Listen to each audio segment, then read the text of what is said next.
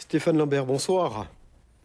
Bonsoir. Vous êtes le président du MEDEF Guyane. Alors, on vient de l'entendre dans le reportage, le directeur de l'IEDOM semble atténuer votre analyse de la situation actuelle. Comment vous l'interprétez?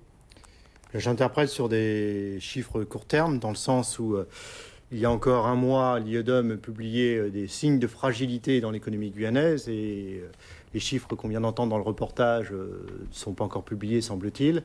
Peut-être un sursaut sur un certain nombre de points, mais on le sait bien en Guyane, tous les chiffres sur un mois ne veulent pas dire grand-chose, il faut voir des séries plus longues.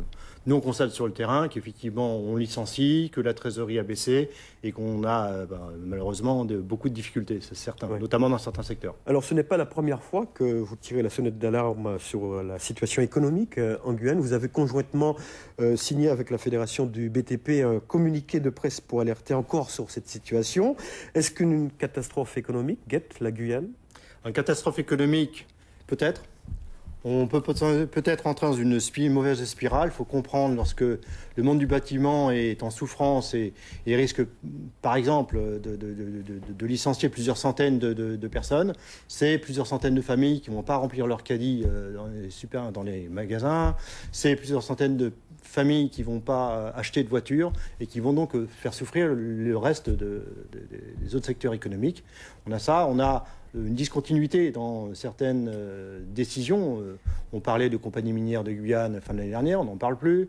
On a des permis qui ne sont pas attribués, que ce soit mines, pétroliers et ainsi de suite. On n'a pas de continuité. Donc on a des à-coups et des gros à-coups. Et les à-coups, ça, le monde de l'entreprise ne l'aime pas. C'est-à-dire qu'un jour, vous avez de la commande, un jour, vous n'en avez plus. Oui. Mais vos salariés, vos charges, vous les avez toujours. Oui. Il y a beaucoup d'instabilité. Est-ce que tous les secteurs sont frappés par la crise ou a-t-elle épargné certains? Alors, globalement, certains secteurs sont évidemment plus touchés que d'autres. Et on a une extension progressive sur plusieurs secteurs. On voit d'ailleurs des secteurs qui souffrent beaucoup.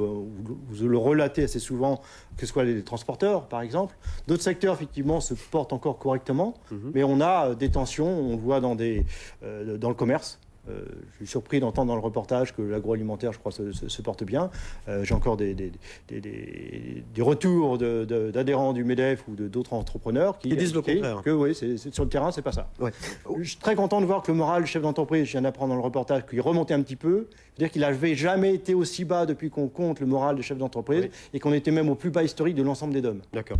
Regardons un instant la courbe du chômage que l'on va découvrir à l'écran. Le nombre de demandeurs d'emploi en mars a augmenté de 184 personnes par rapport à février. L'augmentation sur un an est de 5,1%. Une courbe exponentielle du chômage depuis 2011. Quelle est l'importance du nombre des salariés licenciés pour motif économique dans cette statistique? Vous les avez?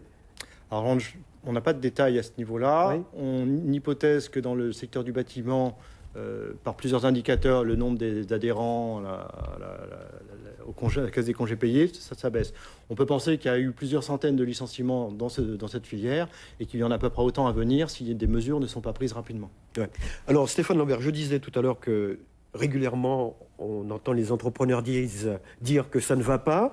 Maintenant que les choses sont claires sur la situation économique du pays, ça ne va pas du tout. C'est ce que vous dites, en tout cas. Est-ce que vous allez rester les bras croisés et attendre une hypothétique aide providentielle?